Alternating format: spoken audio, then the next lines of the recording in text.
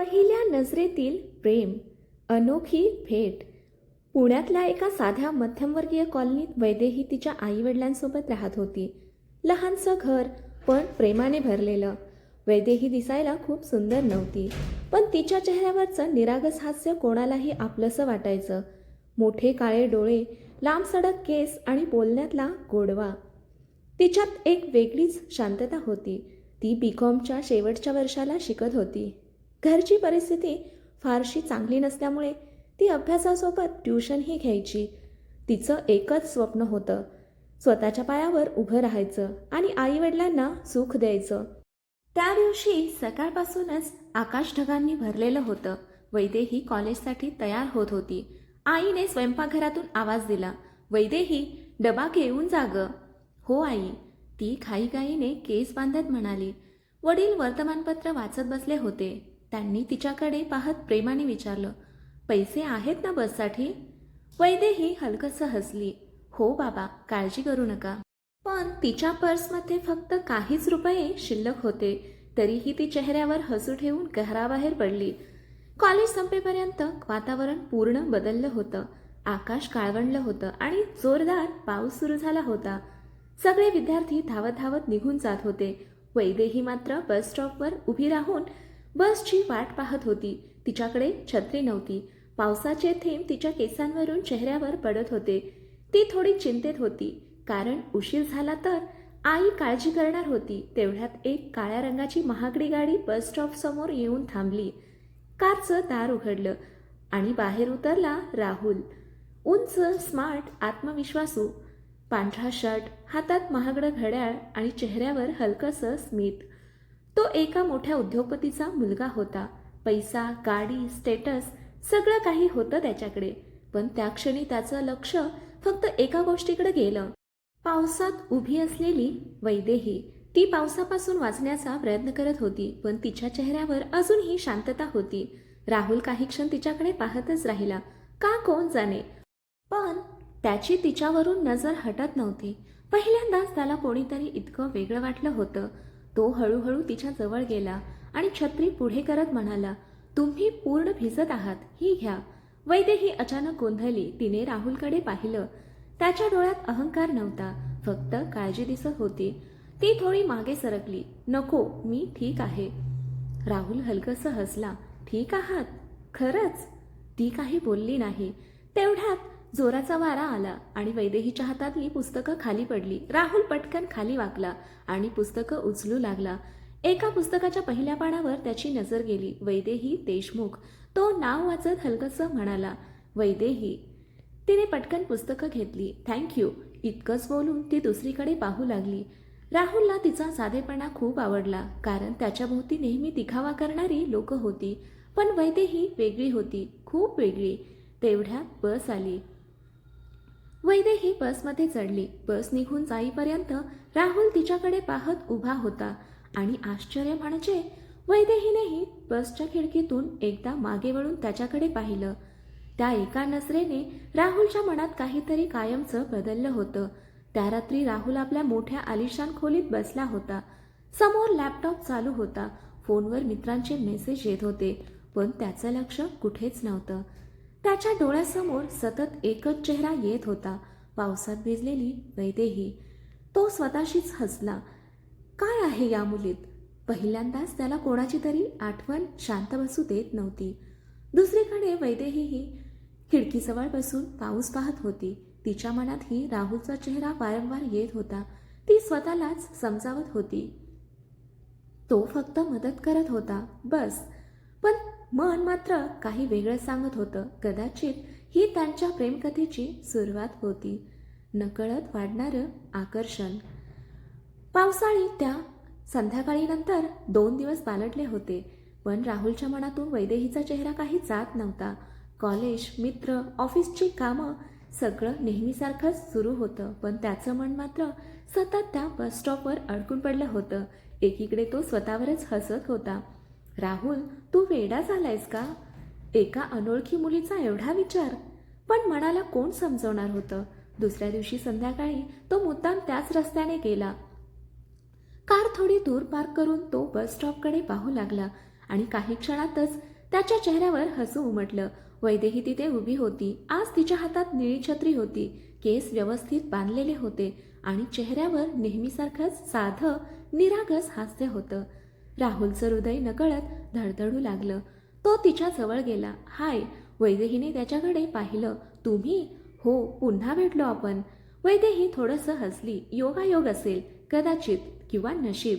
राहुलचं उत्तर ऐकून ती गप्प झाली. तिला अशा प्रकारच्या बोलण्याची सवय नव्हती. बस यायला अजून वेळ होता. काही क्षण शांतता पसरली. राहुलने विचारलं, तुम्ही इथे जवळच राहता का? हो. कॉलेज? SP college. छान.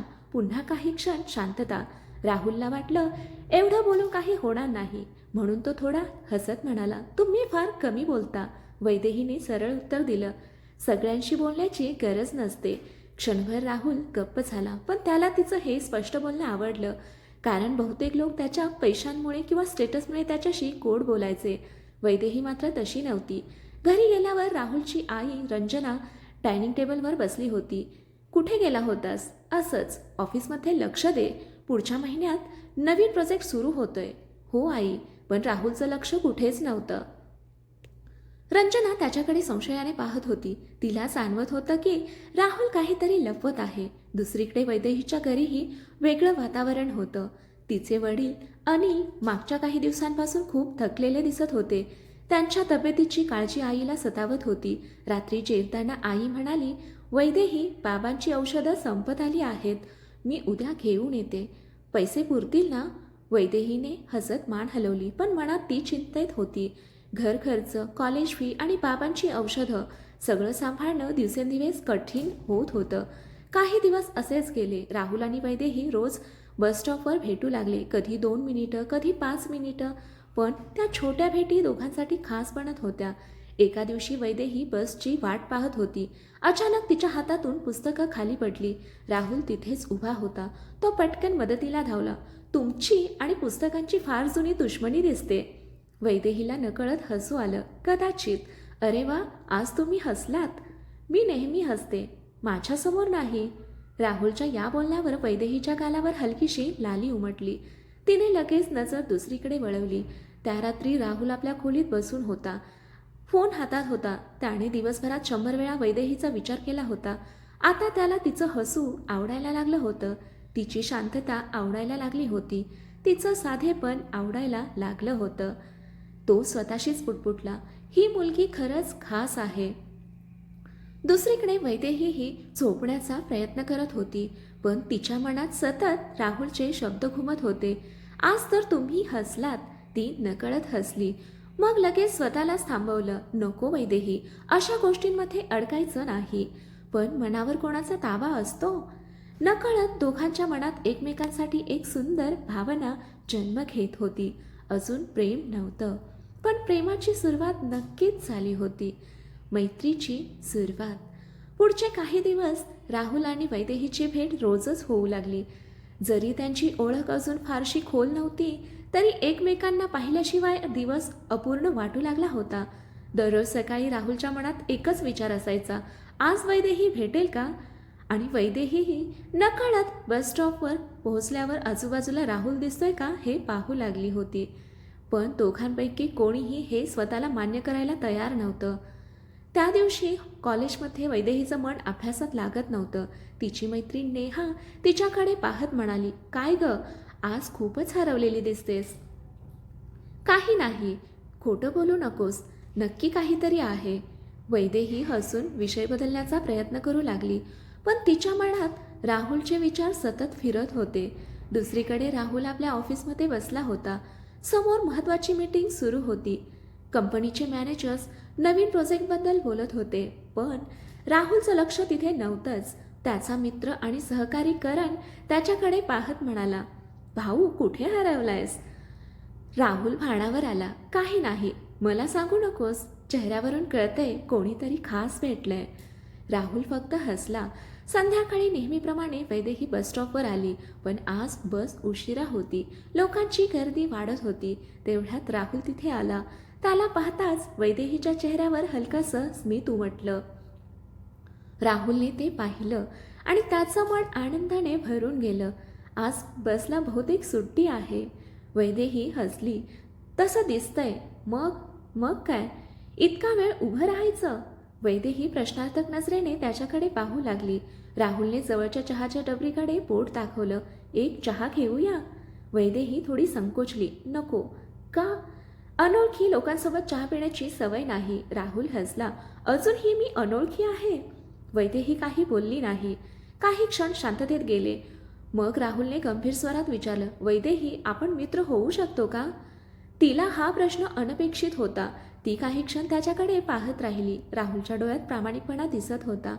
कोणताही दिखावा नव्हता, कोणताही स्वार्थ नव्हता. फक्त एक साधी मैत्रीची अपेक्षा होती. वैदेहीच्या मनात विचारांचं वादळ सुरू झालं. तिने आयुष्यात खूप लोक पाहिले होते. काही लोक फक्त गरज असेपर्यंत सोबत राहतात, हे तिने अनुभवले होते.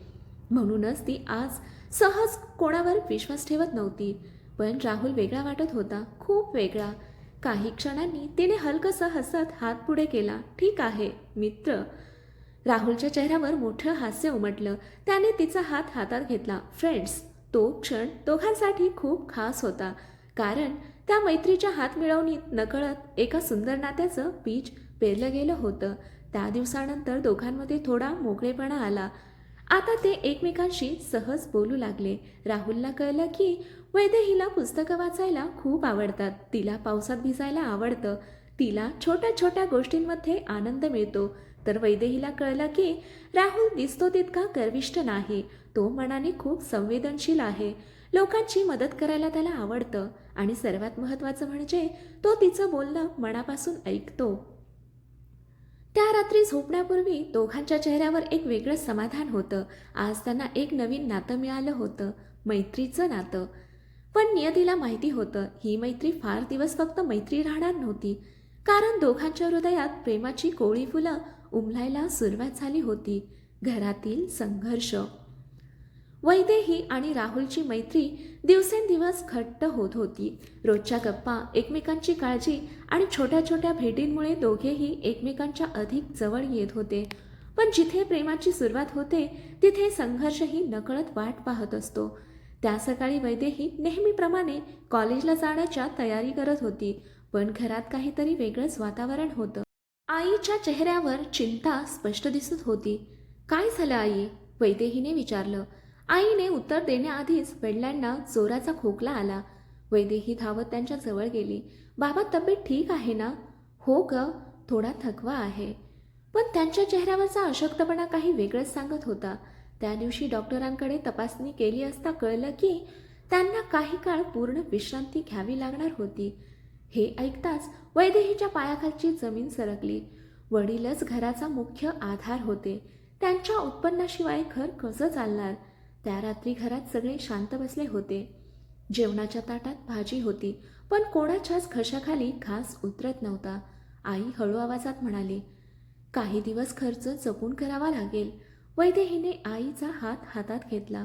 काळजी करू नकोस आई, मी काहीतरी करेन. तिच्या डोळ्यात निर्धार होता. त्या क्षणी तिने मनाशी ठरवलं, आता फक्त अभ्यास नाही तर घरासाठीही उभं राहायचं. दुसऱ्या दिवशी कॉलेजनंतर तिने एका पुस्तकांच्या दुकानात पार्ट टाईम नोकरीसाठी अर्ज केला. मालकाने तिची परिस्थिती ऐकली आणि तिला संध्याकाळची नोकरी दिली. पगार जास्त नव्हता, पण घर खर्चाला हातभार लागणार होता. काही दिवसांनी राहुलला ही गोष्ट कळली. तो वैदेहीला भेटला तेव्हा म्हणाला, तू नोकरी करतेस? हो, पण कॉलेज आणि नोकरी एकत्र? खूप अवघड होईल. वैदेही हसली. गरज माणसाला सगळं शिकवते राहुल. राहुल तिच्याकडे पाहत राहिला. तिच्या जागी दुसरी कोणी असती तर परिस्थितीवर रडली असती. पण वैदेही संघर्ष करत होती, हसत होती आणि पुढे जात होती. त्याच्या मनात तिच्याबद्दलचा आदर आणखी वाढला. त्या दिवशी राहुलने तिला मदत करण्याचा प्रयत्न केला. वैदेही, तुला पैशांची गरज असेल तर? तिने लगेच त्याचं वाक्य तोडलं. नको राहुल. पण का? कारण मला मदत नको आहे. मी मित्र म्हणून बोलतोय, माहितीय, पण माझा स्वाभिमान मला परवानगी देत नाही.